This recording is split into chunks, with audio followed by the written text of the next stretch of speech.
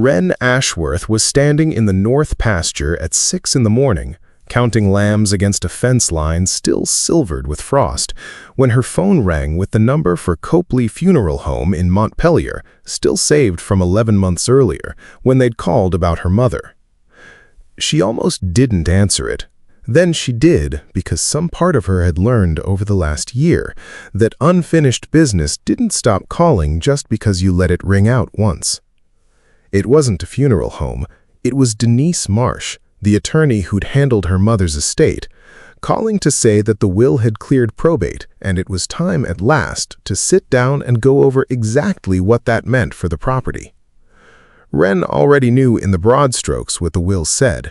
She'd been in the room when it was read the previous spring, sitting 3 feet from her brother Colton in a conference room that smelled like burnt coffee and printer toner, both of them still raw from the funeral 2 days earlier, listening to Denise read out in the flat, professional voice lawyers use for exactly this kind of thing, that their mother Eleanor Ashworth had left the 62-acre property on Miller Hollow Road, the house, the barn, the hayfields, the sheep, all of it, to her 2 children, Wren Ashworth and Colton Ashworth, in equal, undivided shares, no conditions, no instructions about what to do with it, just half and half, straight down the middle, the way Eleanor had apparently decided was the only fair way to handle 2 children she loved the same amount, but who had built 2 entirely different lives. Wren had grown up on that farm and never left it, not really. She was 34 now, had gone to the state university 40 minutes away and come home most weekends anyway, had gotten her veterinary technician certification and taken a job at the large animal practice in the next town over, specifically because it let her live at home and help her mother with the flock. When her father died of a heart attack in the machine shed when Wren was 19, it had been Wren, not Colton, who'd quietly absorbed the daily work of keeping 62 acres of Vermont hill country functioning, first alongside her mother, and then for the last 4 years as Eleanor's health declined, largely on her own. She had her own small flock of Finn sheep, 11 ewes she'd built up herself over 6 years, grazing on the western third of the property in a rotation her mother had helped her design before the dementia made design of any kind impossible for Eleanor to manage anymore. Colton was 41, had left for Boston at 23 with a business degree and what Wren privately thought of as a permanent low-grade allergy to the smell of a sheep barn, and had built a career in mid-level corporate finance that had, until 14 months earlier, seemed entirely stable. He had a wife, Priya, and a 9-year-old son, Sam, who had been diagnosed at 4 with a rare autoimmune condition that required an ongoing, expensive course of treatment their insurance covered only partially, a fact Wren had known about for years the way you know about a distant relative's illness, real but abstract, something you asked after politely without understanding the actual daily weight of it. What Wren hadn't known, until Colton told her flatly over the phone 9 months after the funeral, was that his company had eliminated his entire division in a restructuring the previous winter, 4 months before their mother died, and that he had spent the better part of a year quietly burning through savings, then a home equity line, then increasingly serious credit card debt, trying to keep Sam's treatment uninterrupted while he searched for a job in a market that had gotten considerably worse since the last time he'd needed one. He hadn't told Wren any of this while their mother was dying. He hadn't told her at the funeral. He told her, for the first time, on a Tuesday evening in March, calling from his car in a parking lot because Priya didn't like him having this particular conversation in front of Sam, and said without much preamble that he needed her to buy out his half of the farm or agree to sell the whole thing, because he genuinely did not know how else he was going to keep his son's treatment going through the summer. Wren had sat on her own porch steps that evening, phone pressed to her ear, looking out at the western pasture where her 11 ewes were grazing in the long spring light, and had not known for a long moment what to say to him at all. "I don't have that kind of money, Colt," she'd finally said. It was true. Her half of an appraised 62 acres with a farmhouse and barn would run somewhere in the neighborhood of $400,000, and Wren's entire annual income as a veterinary technician, plus what little her own flock brought in some years, didn't come close to supporting that kind of loan, even with the land itself as collateral. A bank wasn't going to look at a part-time vet tech's income and hand her a $400,000 mortgage on a farm that by any conventional lending standard wasn't proven to generate anything close to that in annual revenue. "Then we sell it," Colton said, not cruelly, tired mostly, the particular tiredness of a man who would run every other option into the ground before making this call. "I'm not trying to take something from you, Wren. I'm trying to keep my kid's treatment from lapsing. I need my half, and I don't have another way to get it." "It's not just half a piece of property to me," Wren said. "It's the flock. It's Mom's whole—" She stopped herself because she could hear, even as she said it, how it would land, and it landed exactly the way she expected. "I know what it is to you," Colton said, and something in his voice went flatter and harder.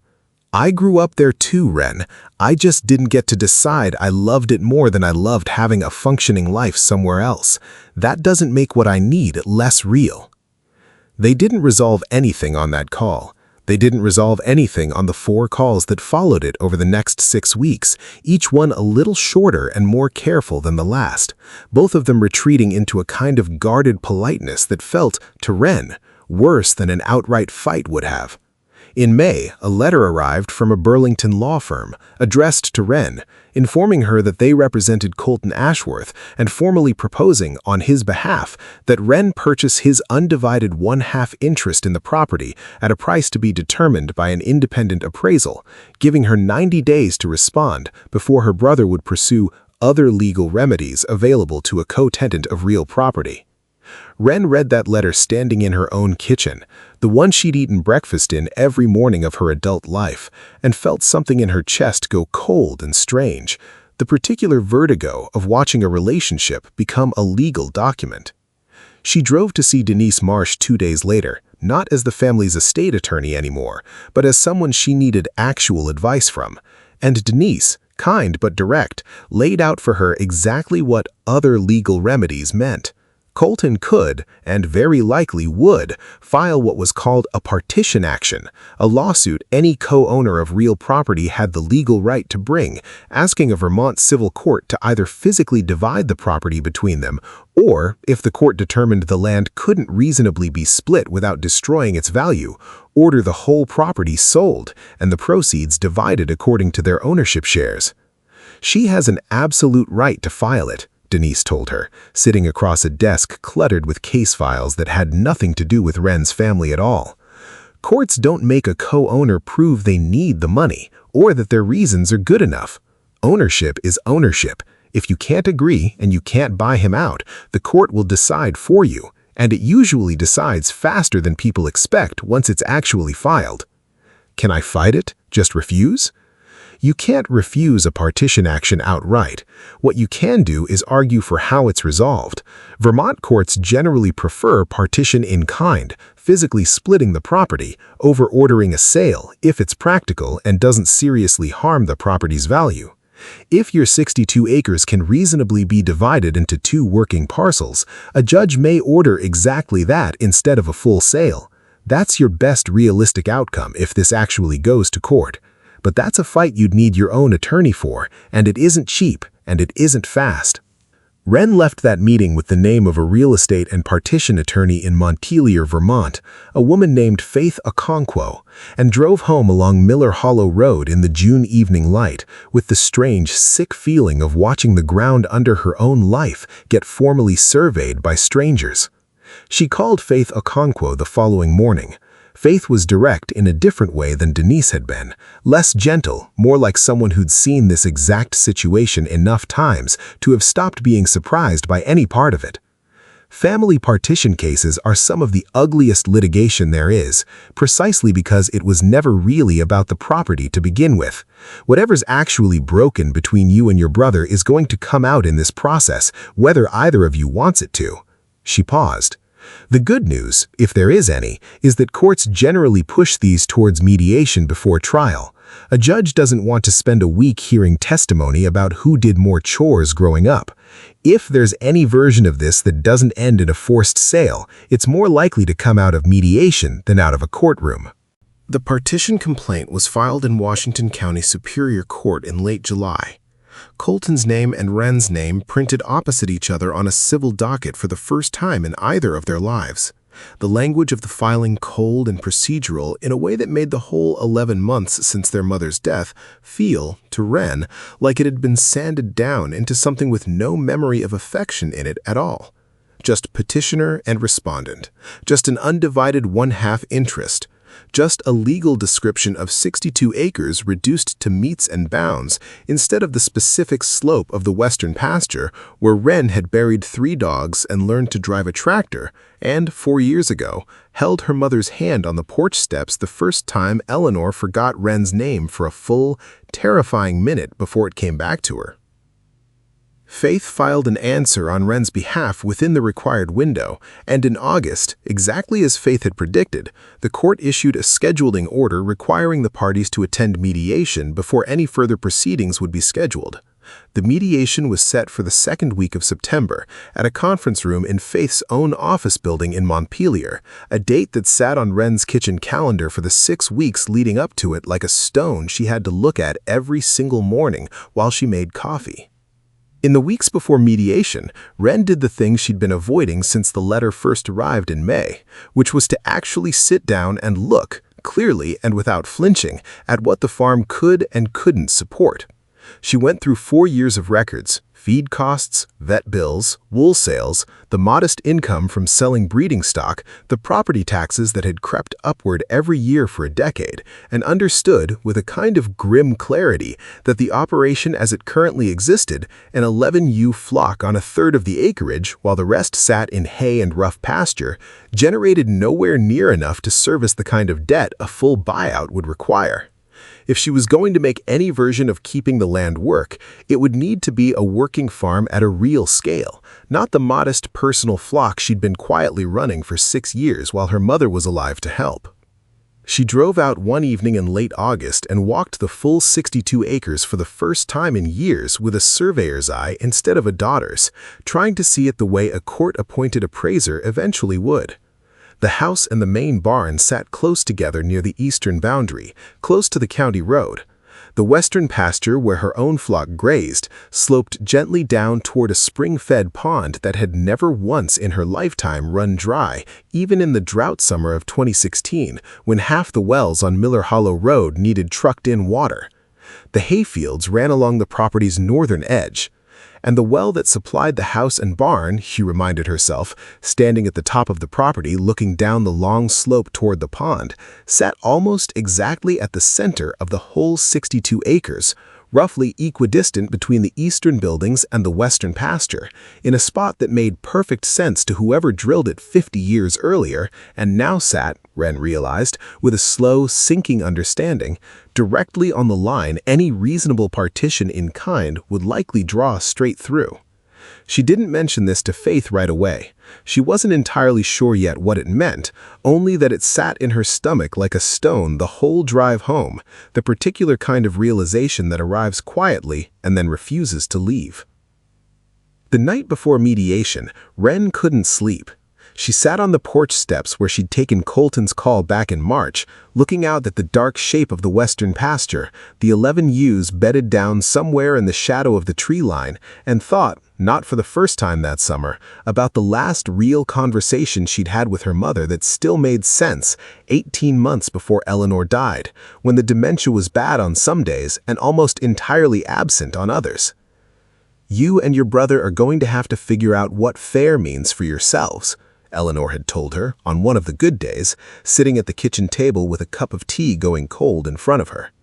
"I split it even because I couldn't stand the thought of telling either of you that I loved the other one's life more. But even isn't always the same as fair, Rennie. You'll have to work that part out yourselves. I won't be here to referee it." At the time, Wren thought her mother was talking about something small, Who got which piece of furniture, maybe, or how to divide up the few savings bonds Eleanor still had. She understood now, sitting on the same porch steps a year and a half later with a partition lawsuit on her kitchen calendar, that her mother had understood exactly what she was setting up and had chosen, deliberately, not to solve it for them. She went to bed a little after midnight and was awake again before 5, and by the time she drove into Montpelier for the 9 o'clock mediation, she had decided, somewhere in the sleepless hours between, that she was not going to walk in that room simply defending what she wanted. She was going to walk in with an actual proposal, something that gave Colton a real fast path to the money he needed without asking either of them to give up everything. The conference room at Faith's office building had a long table, a box of tissues placed with the particular deliberateness of someone who had seen a great many family disputes and in tears at that exact table, and a mediator named Rhonda Pell, a retired family court judge in her 60s, with a calm, unhurried manner that made the whole room feel, for the first 10 minutes at least, slightly less like a battlefield than Wren had braced for. Colton arrived 4 minutes late, apologizing briefly, wearing a suit that Wren recognized with a small pang she wasn't proud of as older and slightly less well-fitted than the ones he used to wear on his Christmas visits 5 years ago, before the layoff, before all of this. He looked tired in a way that had nothing to do with the drive up from Boston. He sat down across the table from her next to his own attorney, and for a moment, before either lawyer said a word, he looked at Wren with an expression he hadn't seen from him since they were teenagers, something that might have been an apology if either of them knew how to say it out loud. "Let's begin," Rhonda Pell said, opening a folder, "by having each side state plainly what outcome they're actually hoping to walk out of here with." Faith spoke first, laying out Wren's position with the same unhurried clarity she'd used on the phone that first morning. Wren, she explained, wanted to keep the farm operating as a working sheep operation. She did not have the liquid capital to buy out Colton's half-interest outright at full appraised value, and a conventional mortgage large enough to cover it wasn't realistically available to her given the farm's current revenue.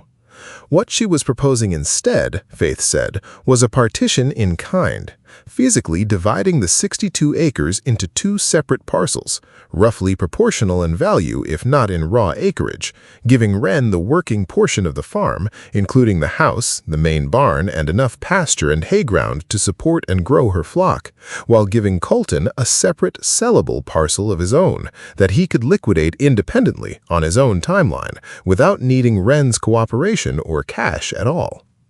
Rhonda Pell turned to Colton's side of the table. "And your position?" Colton's attorney, a younger man named Preston Vance, who Wren had spoken to exactly twice by phone and found reasonably fair in both conversations, said that Colton's primary interest was speed and certainty. A physical division sounded reasonable in principle, he said, but depended entirely on whether it could actually be done without significantly harming the value of either resulting parcel, and whether Colton's portion, once divided, could realistically be sold quickly enough to matter for his son's ongoing medical needs. A forced sale of the whole property, while emotionally harder, was in some ways the cleaner, faster path, since it guaranteed a defined timeline and a defined outcome, rather than a division that might get bogged down in surveys and appraisals for months. "We're not opposed to exploring a division," Preston said, glancing at Colton, who nodded once tightly. "But it has to actually work, and it has to happen fast." For the first hour, it went, by Wren's private estimation, better than she'd let herself hope. Rhonda Pell was skilled at keeping both sides talking about the practical rather than the personal, redirecting twice when Colton started to say something about how long he'd waited before asking for help, and once when Wren started to explain what the flock had meant to their mother in her last year, gently steering both of them back toward acreage and access and value rather than grief. By late morning, they had a rough shape of an agreement between them. Wren would retain the eastern and northern sections, roughly 36 acres, including the house, the main barn, and the hayfields. Colton would receive the western 26 acres, including the pond and the pasture Wren's flock currently grazed, land that a real estate agent Faith had already consulted believed would sell reasonably well on its own, given the pond frontage, likely to a buyer looking to build rather than farm.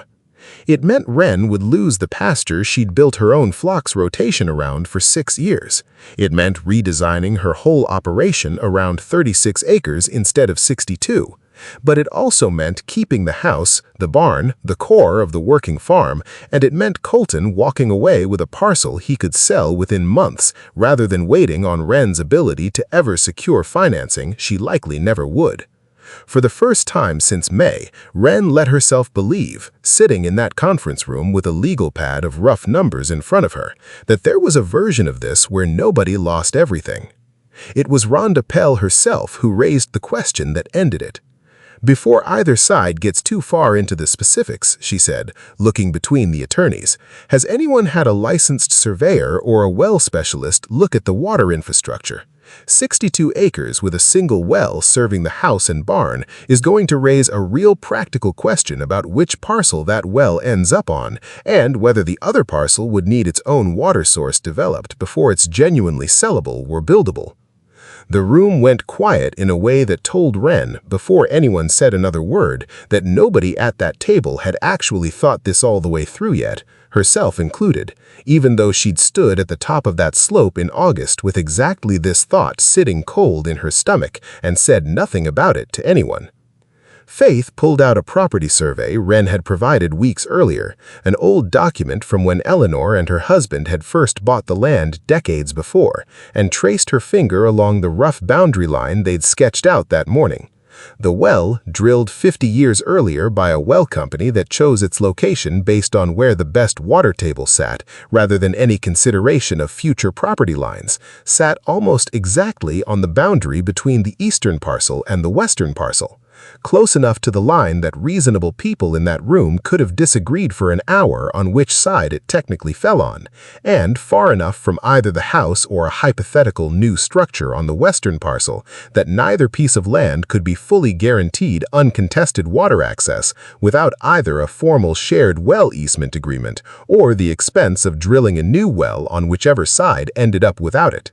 "If it's on Wren's side," Preston Vance said slowly, working through it out loud, "Colton's parcel needs a new well before it's realistically marketable to most buyers, which is a cost that comes out of his share either way, and a delay he specifically told me he can't afford.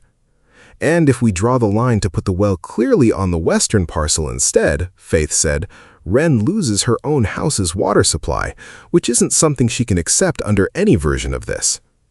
"There's a third option," Rhonda Pell said, "a shared well agreement. Both parcels draw from the same well under a legal easement, split maintenance costs going forward, which requires both parties to trust each other to maintain a shared system fairly, indefinitely after this is all settled," Faith said, not unkindly but plainly, which is exactly the kind of ongoing entanglement a partition action is usually meant to resolve, not create. Colton had been quiet through most of this exchange, watching the survey map on the table between them, and when he finally spoke, his voice had lost the careful, negotiated calm of the morning. "I can't do a shared well, Faith," he said, looking at his own attorney rather than at Wren. "I need this done, and I need it done clean. I can't be tied to some ongoing agreement with my sister about whose turn it is to fix a well pump 5 years from now. I need money for Sam's treatment, not a permanent business relationship I didn't ask for." "Colt," Wren said, and he looked at her then, finally, directly, for the first time since he'd sat down. "We can figure out the well. People share wells all the time. It doesn't have to be complicated."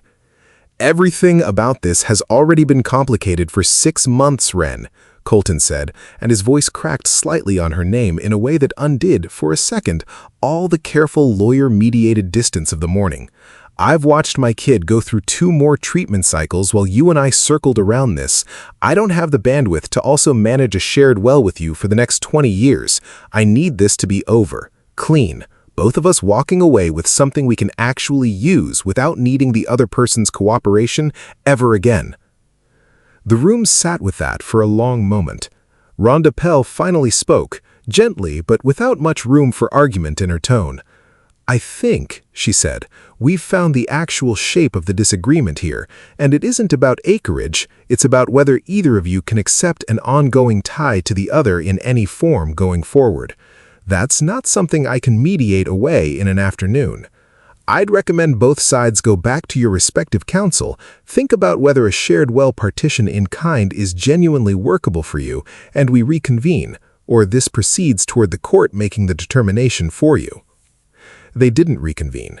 Over the following 2 weeks, Faith explored, on Wren's behalf, whether a new well could be drilled on the western parcel at a cost split fairly between both parties from the eventual sale proceeds, a solution that technically solved the practical problem, but required Colton to accept several additional delays while a new well was drilled and tested.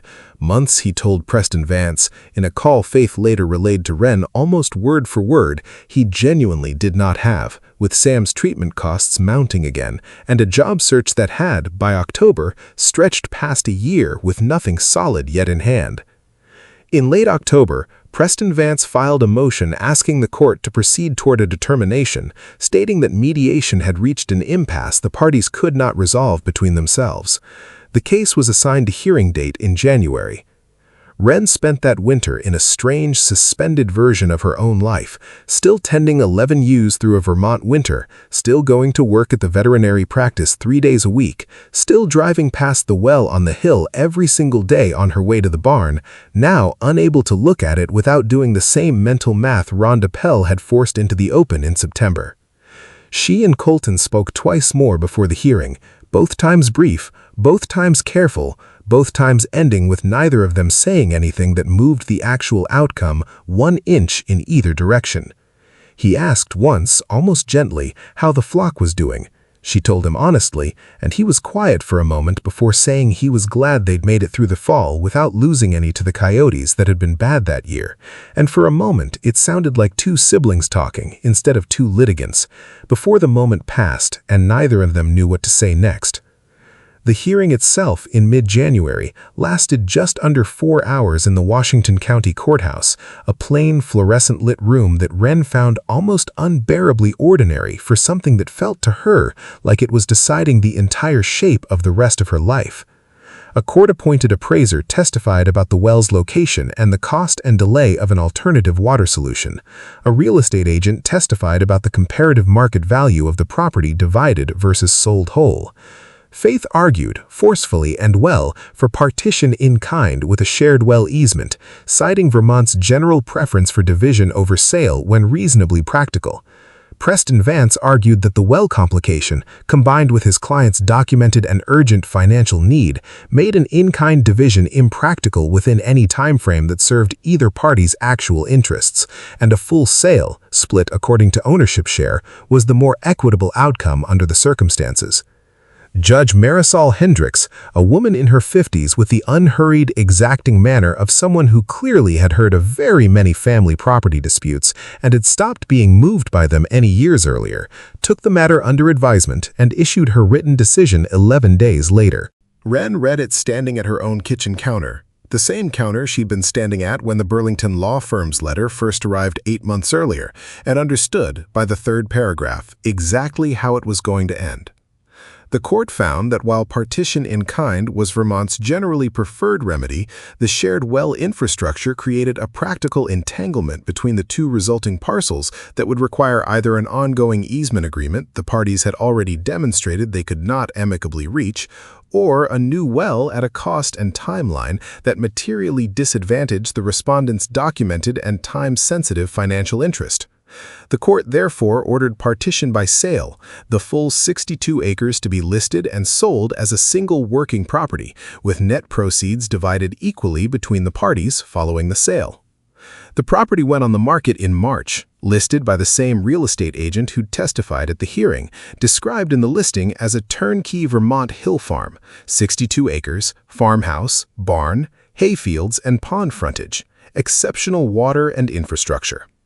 Wren read that description 4 times, standing in the barn doorway with her phone in her hand, and found something almost unbearable in how accurately, how blandly it captured everything the land actually was without capturing one single thing it had ever meant. She sold her own flock in April, all 11 ewes, to a younger couple starting a small operation 2 towns over, people who asked her thoughtful questions about the rotation and the lambing schedule and seemed, in the particular way of people just starting out, genuinely excited in a way that made the transaction easier and harder at the same time. The farm sold in May to a family from Connecticut looking for a weekend property, at a price that, after the real estate commission and legal fees on both sides, left Wren with just under $210,000, a number that felt, when she saw it finally land in her bank account, both enormous and completely disconnected from anything it was supposed to represent. She used part of it as a down payment on a smaller property 40 minutes away, 11 acres with a modest farmhouse and just enough pasture to eventually rebuild a flock from scratch if she wanted to, whenever she felt ready to want that again. She hadn't started yet. 7 months later, the pasture still standing empty, except for the wind moving through grass nobody was grazing. Colton called her twice that first summer after the sale closed, both times short, both times careful in a new way that had nothing to do with lawyers anymore and everything to do with 2 people who had genuinely heard each other and didn't yet know how to talk to each other directly. He told her, in the second call, that Sam's treatment was going well, that the money had made an enormous difference, that he was deeply, genuinely grateful and sorry in the same breath, in a way that made it clear he understood those 2 things didn't cancel each other out. "I know it cost you more than money," he said. "I'm not stupid, Wren. I saw what selling it did to you at the hearing. I just didn't have another door to walk through." "I know," Wren said, and meant it, and still felt, saying it, the particular ache of understanding someone completely and still grieving what understanding them had cost her. They didn't talk again for almost 4 months after that call, not out of anger exactly, but out of the strange, exhausted silence that sometimes follows people who have said the true and necessary things to each other and don't yet know what ordinary conversation is supposed to sound like afterward. It was Priya, in the end, who called Wren the following spring, nearly a year after the sale closed, to invite her to Sam's 10th birthday, a small gathering at a park near their apartment outside Boston, the kind of unremarkable suburban birthday party Wren had never once pictured herself attending. She drove down on a Saturday in April, past mile after mile of highway that had nothing in common with Miller Hollow Road, and found Sam running across a playground with a specific, uncomplicated energy she hadn't seen him have on the rare occasions she'd visited before. A boy whose body, at least for now, was doing what a healthy 10-year-old's body was supposed to do. Colton met her at the edge of the parking lot before she'd even reached the party, and for a moment neither of them said anything at all. Then he hugged her, briefly, awkwardly, the way people hug when they haven't done it in a while and aren't entirely sure the gesture will land the way they mean it. "Thank you for coming," he said. "He looks good," Wren said, watching Sam across the grass. "Really good." "He is. Most days now, he really is." They stood together at the edge of the party for a while after that, not saying much, watching a birthday unfold that had been paid for, in some direct and undeniable way, by a well that sat too close to a property line on a farm neither of them owned anymore. It wasn't the ending either of them had wanted, sitting across that mediation table the previous September, both of them still believing, for a few hours that morning, that there might be a version of this where nobody had to give up the thing that mattered most to any of them. There wasn't. The land was gone, sold to strangers who didn't know it had a name at all beyond the address on the deed, who would never know that the flat spot near the pond was where Eleanor Ashworth used to sit some evenings with a cup of tea, watching a flock that wasn't the last one but the one before it, graze in the low western light. What was left, standing in a Boston suburb watching her nephew run across a birthday party bought with the sale of her mother's farm, was smaller than what they'd started with, and harder to name, and not nothing at all.